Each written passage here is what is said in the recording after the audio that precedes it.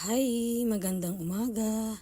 I-flex ko lang pala ang kangkong na pinatubo ko sa tubig. Siyempre, naunang pinatubo ko ito sa lupa at transfer ko lang dito sa tubig.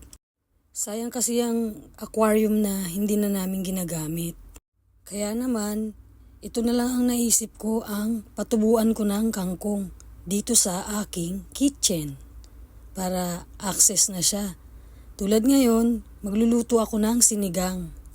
Bihira pala ang mag-ulam dito ng sinigang sa Japan, so sa Pilipinas lang talaga. At ngayon naisip ko, dahil gusto kong kumain ng sinigang, magluluto ako ng sinigang at kukunin ko na ang mga pwede nang kaining kangkong.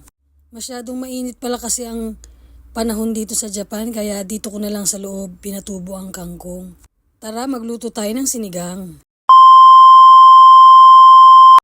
At ito na nga, nakuha ko na ang mga gagamiting sangkap para sa sinigang. Ito na yung nakuha kong kangkong. At syempre ang radish o labanos, isama natin sa sinigang. Prepare ko na ang kangkong at ang sitaw. Kinuha ko rin yan sa mini garden. So, ang kangkong at sitaw, meron na tayo. At gagamit pala ako ng lemon pang paasim. So 1.5 yung ginamit ko dyan. Ayan, tara, magluto tayo. Ito naman yung beef. Beef ang gagamitin natin pang sigang. So ayan, pinapakuluan ko na. At nilagay ko na yung sitaw na pinakuluan ko ng mga 1.5 hour yung beef para lumambot. Nauna ko palang nilagay ang labanos kanina bago ang sitaw. Hindi ko naman na alalang i-video. Nilagay ko na rin ang kangkong. So, ayan, meron na akong sinigang. Nailagay ko na rin pala yung katas ng lemon.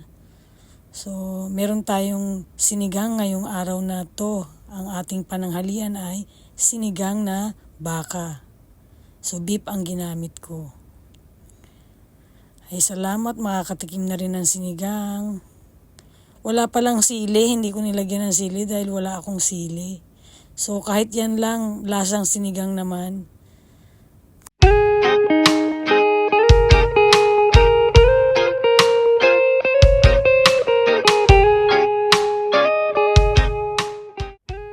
At ito na nga, kakain na tayo. Mag-lunch na tayo guys, sinigang. Tulog pa yung mga anak ko kaya ako muna ang kakain. Kain na po. Thank you for watching. Sinigang in Japan.